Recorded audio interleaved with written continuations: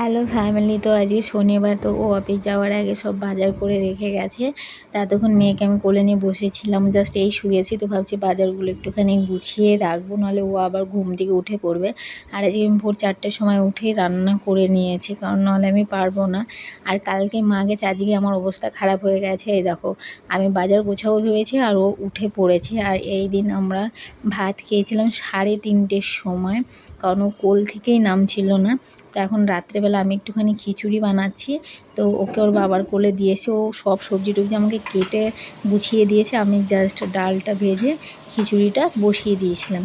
কিন্তু এরপরে আমি আর সোমবারটাও দিতে পারিনি, মানে ও এত কান্না করছিল, আমার কোল ছাড়া থাকবেই না। আমরা এদিন 12টার সময় খেয়েছিলাম, মানে মা একদিন গেছে, আমাদের অবস্থা খারাপ হয়ে গেছে। আমি মাকে ফোন করে বলছি, তুমি তাড়াতাড়ি চলে আসো, আমি পারছি না, মানে একটু কোল থেকে ও নামছে না, বেশিক্ষণ ওর বাবার কাছেও থাকছে না। মানে আমার অবস্থা পুরো খারাপ হয়ে যাচ্ছে, সারাদিন ওকে কোলে নিয়ে বসে থাকা, তারপরে এত কাজকর্ম, আমি যেন আর পারছিলামই না। তো মাকে খুব মিস করছি।